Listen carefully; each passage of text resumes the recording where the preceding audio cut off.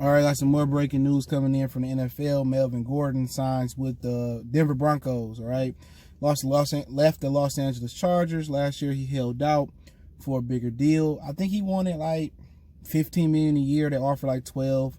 And with this deal, according to Ian Rappaport, and I'll link all this in the description under article or source link, he'll be getting $16 million over 2 years, 13.5 guaranteed. So it's a huge loss for him. There's no market for running backs right now, man. So make sure you hit that subscribe button, bell icon button, share the video. And Drew Lock a good quarterback, bro. I think he will be a really, really good one. I liked him coming out of Missouri, showed some promise after getting healthy last year. John Elway ain't really had luck with quarterbacks. Osweiler, Paxton Lynch, and I like Paxton Lynch coming out of Memphis. Him and Anthony Miller was a dynamic connection there. For Denver, they pair him with Phillip Lindsay. That's a good 1-2 punch. You got the receiver from SMU. We'll see what else they do. They got rid of Chris Harris.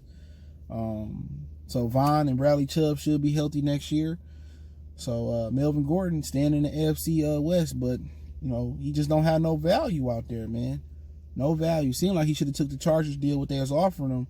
But, you know, running back is a position that, you know, you don't want your kids growing up playing because ain't no money in it. You know, unless they do super different position, and the CBA is already done. Unless they change the CBA where running backs get some type of special deal where they sign 3-year contracts and they can't be franchised, man. They should have made a different set of rules for them and for the quarterback. I like the idea of the quarterbacks' money not counting towards the cap as well too. That was a good idea somebody threw out on ESPN, which didn't materialize.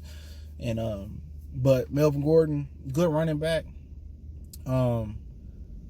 Just, you know, no value, man. You know, for that money, shit, Los Angeles should have brought him back, but I think it was already, the bridge was burnt there.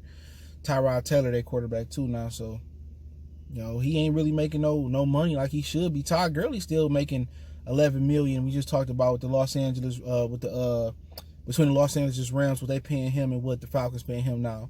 He's still making $11 million, and Melvin Gordon, he only making $8 million per year, depending on how they chop it up with signing bonus and stuff. So, you know, just a bad time to be a running back. Zeke got his money, Le'Veon got their money, and they didn't perform last year. Todd Gurley got his money, he didn't perform last year.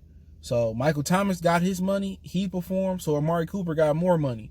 So when Zeke Elliott didn't perform and he held out, Le'Veon missed a year and got his money from the Jets and didn't perform, it's going to be hard for Kamara and Saquon Barkley to get their money. But Melvin Gordon is probably one of the top. At his best, he one of the top 5 in the league. And I say at his best. He can catch it, he can run it. Dynamic, got some speed. You know, best kept secret because he played and lost with the Chargers, man. Chargers is cheap. And they just don't win because it's a bad organization. They so cheap that they ain't paid their half of the bill for the stadium at one point. I don't know if they paid it now for the new stadium they sharing with the Rams out there in LA.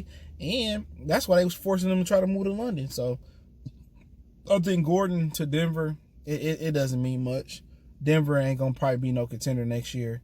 That's my homeboy division. And after that, you know, you can fall in line if you're the Raiders, if you're the Chiefs. I mean, Raiders or the Broncos or the Chargers. It's his division, and I really don't see no threat there yet. Even with Marcus Mariota going to the Raiders, I don't see any threat. But we'll see what happens. But that's not a big difference maker for Denver. They got to add some more pieces.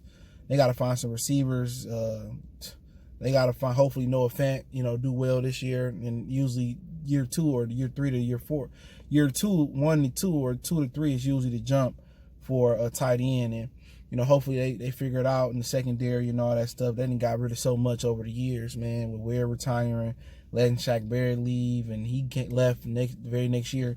He led the NFL with sacks for Tampa Bay. You know, you just look across the board, man. They lost a lot, man. Chris Harris, Talib, Bradley Roby, TJ Ward. So Derek Wolfe is gone from the front 7. So, yeah, Melvin Gordon just don't make no difference for Denver. I don't really see that for him. You know, he just, you know, picked the wrong profession to be in as a running back. But, hey, let me know what you think about the deal. I'll put the source in the description so you can check it out. One time for the one time. Forget me on Facebook, Instagram, Twitter. Be safe out there from the corona.